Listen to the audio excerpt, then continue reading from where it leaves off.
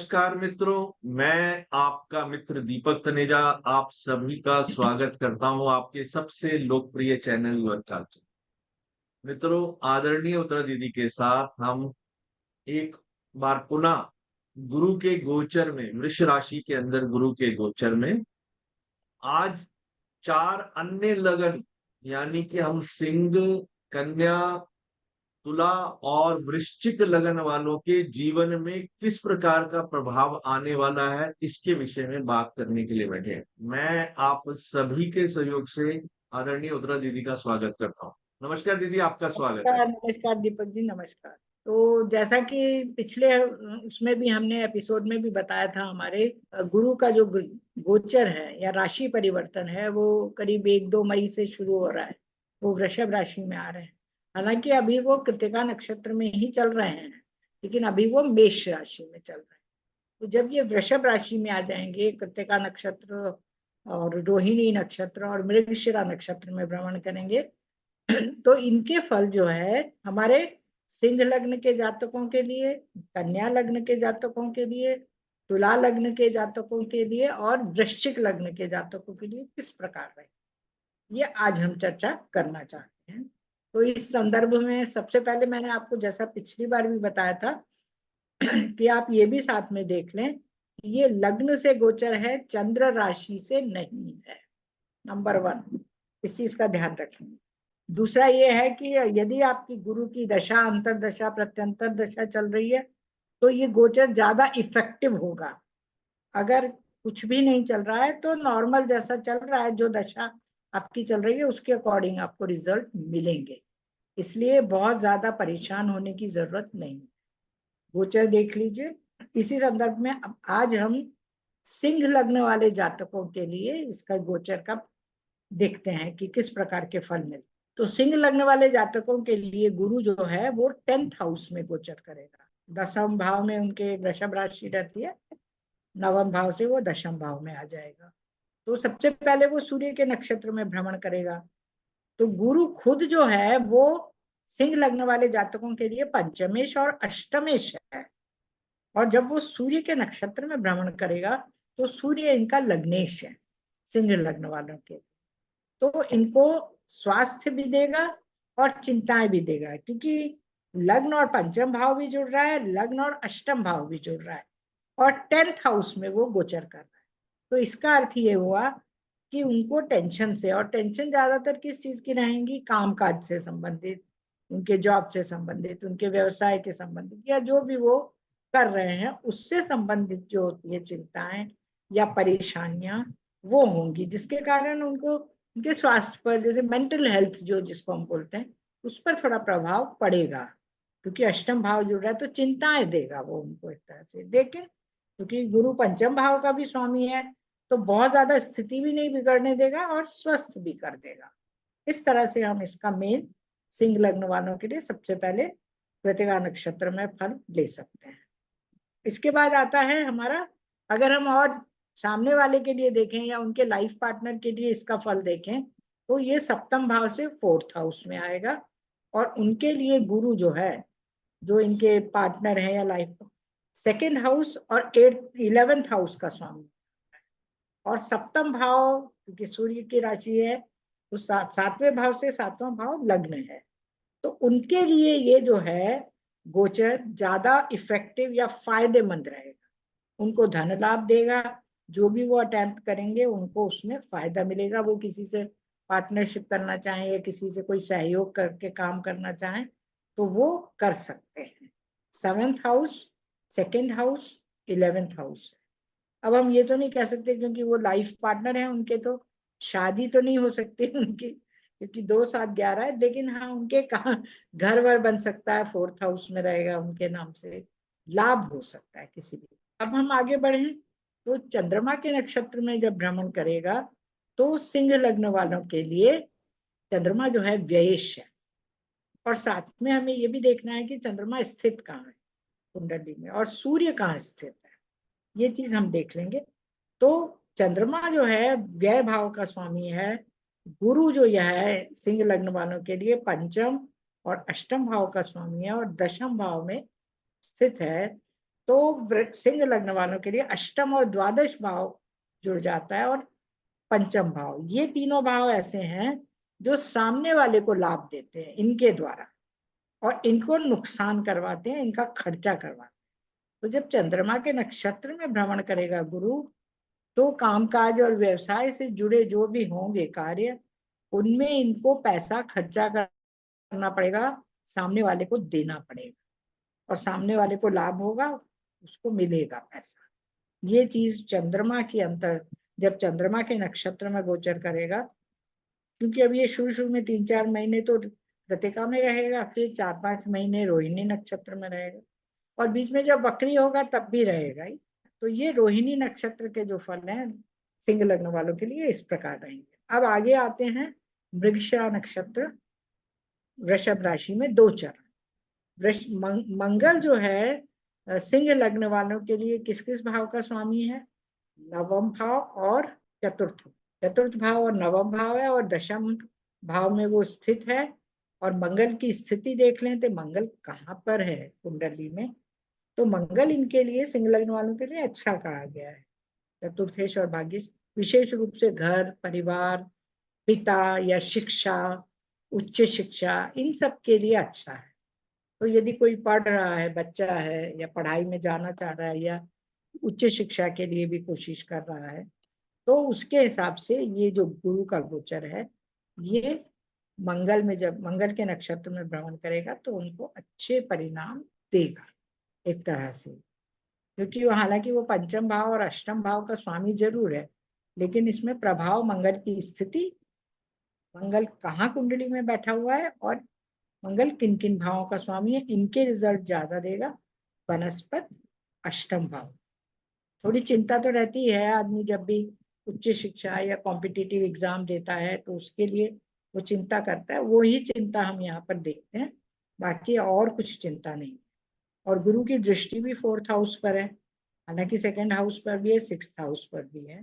तो ये दृष्टियां भी जो हैं इसको कार्य क्षेत्र में मदद करने की कोशिश करेंगे किसी भी, क्योंकि दूसरा भाव, छठा भाव और 10वां भाव, ये तीनों जो है नौकरी के कारक भाव। बस इसमें एक कमी जो है वो ये है कि बुध नहीं जुड़ रहा। तो अगर किसी भी तरह से जब भी बुध जुड़ेगा गुरु के साथ, या गोचर में या दृष्टि संबंध में, तो इनको वो फायदा दे देगा, इस तरह से हम कह सकते हैं। अब आते हैं कन्या लग्न वाले। कन्या लग्न वाले जातकों के लिए जो गुरु का गोचर है वो नवम भाव में आ जाए, वृषभ राशि उनके नवम भाव में। तो सबसे पहले उसमें सूर्य का नक्षत्र हम देखेंगे, कृतिका नक्षत्र। इसके लिए भी हम यही देख लेंगे कि उसकी दशा अंतरदशा क्या चल रही है। और सूर्य जो है कन्या लग्न वालों के लिए व्यय भाव का सूर्य, और उसके बाद ये भी देख लें कि सूर्य की स्थिति कहाँ है। यदि सूर्य की स्थिति ठीक ठाक है तो ज्यादा बुरे परिणाम नहीं मिलेंगे।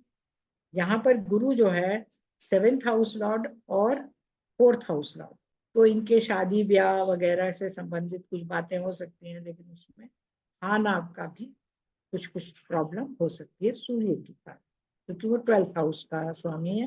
तो ये खुद भी मना कर सकते हैं, कुछ और कर सकते हैं, या उच्च शिक्षा और विदेश यात्रा के योग इनके बन सकते हैं, क्योंकि नवा भाव और 12वां भाव जुड़ रहा है। हालांकि पंचम, हाँ, चतुर्थ और सप्तम भी जुड़ रहा है, लेकिन 12वां भाव जो सूर्य का जो भाव है, 12वां भाव, और ये खुद 9वें भाव में गुरु है, तो ये लंबी यात्रा, विदेश यात्रा दे सकता है यदि गुरु की महादशा या अंतरदशा भी चल रही। इसके बाद आ जाता है चंद्रमा का नक्षत्र। चंद्रमा जो है इनके लिए, कन्या लग्न वालों के लिए 11th हाउस का स्वामी है। सबसे पहले देख लें कि उसकी स्थिति कहाँ है कुंडली में। अगर वो वेल पॉजिटेड है तो अच्छे रिजल्ट मिलेंगे इनको। माता पिता से मिलन हो सकता है इनका, माँ से एटलीस्ट कम से कम जान मतलब मिलना हो सकता है। इसके अतिरिक्त लाभ दिखाता है, चतुर्थ भाव से लाभ, मतलब माता से भी लाभ, और लाइफ पार्टनर से। और अगर किसी की शादी भी नहीं हुई है तो शादी के लिए भी 7वां भाव और 11वां भाव ऑपरेट हो रहा है। तो शादी से संबंधित बातचीत वगैरह के संयोग भी हो सकते हैं, बहुत सारी शादियां भी हो सकती हैं कईयों की, यदि उनकी दशा भी उसमें सहायक सिद्ध होती है। तो चंद्रमा के नक्षत्र में कन्या लग्न वालों के लिए गुरु का गोचर लाभदायक हो सकता है। और अगर चंद्रमा कुंडली में बहुत ही अच्छी पोजीशन में है तो और भी अच्छे फल प्रदान कर देगा। और अगर गुरु की भी महादशा चल रही है तो बहुत अच्छा कॉम्बिनेशन है। और क्योंकि नवम भाव में है तो भाग्य भी उनका बलवान हो जाता है, या आप समझें कि पिता भी मदद कर देते हैं, या गुरुजन, या लक, सबसे बड़ा तो इन सब से उसको उनको मदद मिल जाती है। और गुरु शुभ ग्रह है, कभी बुरा नहीं चाहता है। अगर वो अकारक भाव से जुड़ता है तो भी इतना बुरा नहीं करता है। इस चीज का हमें ध्यान रखना। इसके बाद आ जाता है मंगल के मृगशिरा नक्षत्र में वो भ्रमण करेंगे। मृगशिरा नक्षत्र के 2 चरण हैं यहाँ पर वृषभ राशि में। तो मंगल जो है ये कन्या लग्न वालों के लिए तृतीयेश और अष्टमी, मंगल इनके लिए ठीक नहीं। तो सबसे पहले तो आप ये देख लें कि मंगल कहाँ पर स्थित है कुंडली में। क्या गुरु की या मंगल की दशा अंतर दशा तो नहीं चल रही है, क्योंकि मंगल जो है चिंता भी देता है, आस पड़ोसियों से, मित्रों से, मिलने जुलने वालों से, रिश्तेदारों से, इन सब से थोड़ी सी चिंता देता है, मतभेद देता है, और कभी कभी चोट लगाने के भी अवसर देता है कि दुर्घटना हो सकती है, चोट लग सकती है। तो सबसे पहले देख लें मंगल की स्थिति कहाँ है। यदि थोड़ा बहुत ठीक ठाक है तो बहुत अधिक नुकसान या परेशानी की संभावना नहीं है।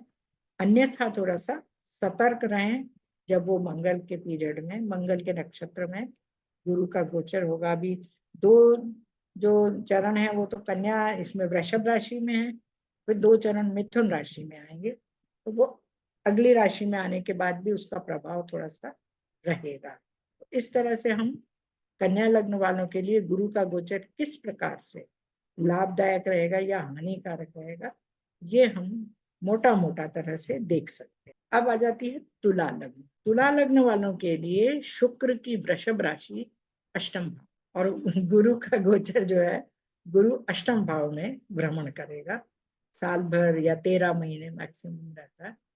अब हम ये देख लेते हैं कि गुरु के भ्रमण से तुला लग्न वालों को क्या फायदा होगा, क्या नुकसान।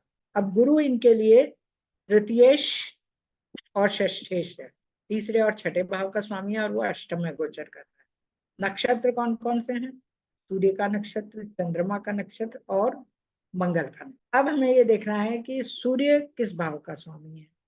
भाव तो गुरु का गोचर तो अष्टम में है, लेकिन किस नक्षत्र में है? तो वो सूर्य के नक्षत्र में, और सूर्य की स्थिति आप देख लें कुंडली में। और सूर्य जो है 11th हाउस लॉर्ड है, तो 11th हाउस लॉर्ड होने से अष्टम भाव में होते हुए भी गुरु उनको प्रयासों में थोड़ा सा रुकावट देता है, कोशिश करता है, लेकिन नुकसान नहीं होने देगा। तीसरा, छठा, 8वां और 11वां ये भाव ऑपरेट होते हैं। तो यदि मैं प्रयास करेगा व्यक्ति, मेहनत करेगा, तो उसको कुछ ना कुछ लाभ होगा, लेकिन थोड़ा टेंशन भी रहेगा, क्योंकि अष्टम भाव जो है वो तनाव का ही है। तो तनाव से छुटकारा नहीं मिलेगा, लेकिन नुकसान नहीं होगा। ये हम सूर्य के नक्षत्र से के आधार पर बता सकते हैं। अब आ जाता है चंद्रमा का नक्षत्र। चंद्रमा के नक्षत्र में चंद्रमा जो है, सबसे पहले चंद्रमा की स्थिति देख लें कुंडली में कहाँ है। और चंद्रमा तुला लग्न वालों के लिए दशम भाव का सॉरी 10th हाउस लॉर्ड है, और बहुत बढ़िया है। मतलब नक्षत्र इन ग्रहों के अष्टम में पड़ते हैं, लेकिन ये स्वामी अच्छे भाव होते हैं, सूर्य चंद्रमा दोनों। तो जब ये चंद्रमा के नक्षत्र में गुरु गोचर करेंगे तो 10th हाउस से रिलेटेड कुछ ना कुछ थोड़ी बहुत परेशानी भी देंगे, लेकिन सफलता भी देंगे, क्योंकि छठा भाव है तो वो मेहनत करने के लिए उनको उकसाएगा खुद। गुरु तीसरा भाव और छठा भाव जब मिलते हैं तो प्रयास प्रयास अधिक करने पड़ते हैं, मेहनत अधिक करनी पड़ती है, उसके बाद उसको लाभ होता है। थोड़ी सी चिंता तो देगा ही, जब अष्टम भाव में है तो चिंता तो देगा ही। और लेकिन कार्य या व्यवसाय की दृष्टि से ये इनके लिए अच्छे परिणाम देगा गुरु का गोचर। अब आता है मंगल का नक्षत्र। मंगल जो है इनके लिए 2nd हाउस और 7th हाउस का, दूसरे भाव और 7वें भाव। मंगल की आप स्थिति देख लें कि मंगल कुंडली में कहाँ है। अगर फेवरेबल हाउसेस में बैठा हुआ है तो आप ये मान के चलिए कि इनको मेहनत से भी और अचानक से भी काफी धन लाभ होने की संभावना। 2nd हाउस जुड़ रहा है, और किसी न किसी कार्य से, किसी कार्य से या अगर किनकी कुंडली में शादी के भी योग चल रहे हैं तो गुरु मंगल के नक्षत्र में इनके विवाह के लिए भी कोशिश कर सकता है या फिक्स करवा सकता है और होने की संभावना भी बनती है, क्योंकि सेकेंड हाउस और सेवेंथ हाउस दोनों हाउसेस जो है वो मिल जाते हैं। तो इस तरह से हमें देख लेना चाहिए। मंगल का नक्षत्र जो है दोनों तरह के रिजल्ट इनको दे रहा है। बस मंगल की स्थिति हम देख लें। मान लीजिए मंगल सेकेंड हाउस में ही है, सॉरी 11th हाउस में है मंगल, तो दूसरा, सातवां और 11वां, और यदि गुरु उसके नक्षत्र में भ्रमण करता है तब तो पूरे फेयर एंड फाइनल योग बन गए शादी के। तो शादी पक्की बात है कि शादी होती ही रहेगी। इस तरह से हमें देख लेना चाहिए। तो ये हमारे लिए तुला लग्न हुआ। लेकिन तुला लग्न वालों के लिए बस यही है कि गुरु अष्टम में है, थोड़ा सा उनको अपने खाने पीने पर ध्यान देना चाहिए, क्योंकि वो सेकेंड हाउस को भी देख रहा है। सेकेंड हाउस को देखने से व्यक्ति खाने पीने का शौकीन और विशेष रूप से मीठी चीजों का, तो वो अपने स्वास्थ्य को, अष्टम भाव में है तो अपने उसके स्वास्थ्य को प्रभावित करता है, शुगर, डायबिटीज। और शुक्र और गुरु का जो संबंध बनता है, ये दोनों ग्रह ही शुगर और डायबिटीज के कारक माने गए। तो गुरु का गोचर अष्टम में हो, सेकेंड हाउस को देखे तो आदमी कंट्रोल नहीं कर पाता अपने आप को, खाने पीने की चीजें, और अगर उसके मनपसंद की हो या मीठी हो तो उससे उसके स्वास्थ्य पर कुछ न कुछ दिक्कत आ सकती है। तो इस चीज का हमें ध्यान। अब आ जाती है वृश्चिक लग्न। वृश्चिक लग्न वाले जातकों के लिए जो इसका गुरु का गोचर है वृषभ राशि में, वो 7th हाउस में, सप्तम भाव में, और सीधा सीधा लग्न को भी देखता है, तीसरे भाव को भी देखता है और 11वें भाव को भी देखता है। गुरु जो है वृश्चिक लग्न वालों के लिए सेकेंड हाउस और 5th हाउस का, और जो नक्षत्र हैं वृषभ राशि में, सूर्य का, चंद्रमा का और मंगल का, ये तीनों नक्षत्र जो हैं वृश्चिक लग्न वालों के लिए अच्छे हैं, अच्छा फल देने वाले हैं, खराब फल नहीं देते। तो सबसे पहले सूर्य के नक्षत्र में गोचर करेगा तो सूर्य इनके लिए 10th हाउस लॉर्ड है। यदि गुरु की दशा, अंतरदशा या कुछ भी चल रहा है तो आप मान के चलिए कि इनको ग्रोथ, प्रमोशन, उन्नति, धन लाभ, ये सब जो है सूर्य के नक्षत्र में जब गुरु भ्रमण करेगा तब अवश्य मिलेंगे। इनकी मन की इच्छा जो भी है वो अवश्य ही पूरी होगी। सूर्य की स्थिति अवश्य देख लें कुंडली में कि किस तरह की है।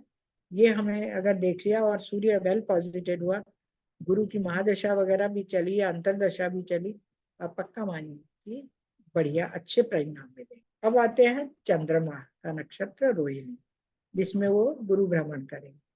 तो ये चंद्रमा जो है कर्क राशि 9वें भाव में, तो 9वें भाव से जुड़ गई, तीसरा भाव जुड़ गया है, 7वां भाव जुड़ गया है, 5वां भाव भी जुड़ गया है। तीसरा भाव इसलिए जुड़ा है कि दृष्टि है, बाकी 2, 5, 7, 9 और 11 ये भाव जुड़े हैं यदि वो चंद्रमा के नक्षत्र। तो इनको धन लाभ है, भाग्य से धन लाभ है, या अगर किसी के साथ इन्होंने कुछ व्यवसाय या कार्य व्यवसाय शुरू किया है तो उसमें भी इनको लाभ हो सकता है। और गुरु चूंकि अध्ययन और अध्यापन कार्य क्षेत्र का से जुड़ा हुआ रहता है अधिकतर, या परामर्श, कंसल्टेंसी, है ना, या मैनेजमेंट, इन सब से जुड़े हुए व्यक्तियों के लिए, और वृश्चिक लग्न हो विशेष रूप से, तो उनके लिए अच्छे रिजल्ट देगा वो, क्योंकि उसमें भाग्य भी उनका साथ देगा चंद्रमा के नक्षत्र। अब आता है मंगल का नक्षत्र मृगशिरा। मंगल जो है इन लोगों के लिए लग्न और छठे भाव का सुन, लग्न और छठा दोनों, एक्चुअली हमें मंगल की स्थिति पहले देख लेनी चाहिए कि मंगल कहाँ है, लग्न को ज्यादा सपोर्ट कर रहा है या छठे भाव। यदि वो लग्न को कर रहा है तो कोई दिक्कत नहीं है, स्वास्थ्य वगैरह अच्छा रहेगा, थोड़ा बहुत नरम गरम हो सकता है लेकिन कोई खास परेशानी नहीं। इसके अलावा उनको संघर्ष करने की भी प्रेरणा देता है मंगल के नक्षत्र में, कि आप हिम्मत मत हारो और आप आगे बढ़ते रहो। और फिर गुरु की दृष्टि जो है, जो तीसरे और 11वें भाव पर है, लग्न पर भी है, वो भी इस चीज को बढ़ावा देती है कि आप करिए। और फिर गुरु की दृष्टि जो है ना, इस मामले में काफी सफल और सहायक सिद्ध होती है। सप्तम भाव से लग्न को देखना, तृतीय को देखना, एकादश को देखना, तो एक तरह से हम ये कह सकते हैं कि इन तीनों नक्षत्रों में वृश्चिक लग्न वालों के लिए गुरु का भ्रमण अच्छा साबित होगा। मतलब ये जो 1 साल आगे आएगा, मई से जो भी है अगले मई तक, तो अच्छे परिणाम उनको प्राप्त। बहुत बढ़िया लगा, बहुत ही हमेशा ही मैं तो बोलता ही यही हूँ कि मोती बिखेर देते हो आप, बहुत ही अच्छे से आप एक्सप्लेन करते हो। और जो नक्षत्रों के लेवल पर जो आप बात कर रहे हो, ये बहुत ही सटीकता लेके आते हो। आशा करता हूँ ये वीडियो सभी को बहुत पसंद आएगा, और जिनकी ये चार लगन है, सिंह, कन्या, तुला और वृश्चिक, वो अपने चार्ट पर इसका लगाकर पूरा वर्ष भर इसके बारे में जो आपने बताया तो उसके हिसाब से अपने रिजल्ट्स को महसूस भी करें। तो इस बहुत बहुत शानदार वीडियो के लिए हृदय से धन्यवाद। आदरणीय उत्तरा दीदी का मोबाइल नंबर दिया हुआ है, वो शिक्षा एवं कंसल्टेंसी दोनों सर्विसेज देती है। आपको जो भी बात करनी है आप उनको डायरेक्टली कर सकते हैं। इसी के साथ आज के लिए बस इतना ही। फिर मिलते हैं बहुत जल्दी ही एक नए विषय के साथ। नमस्कार, धन्यवाद।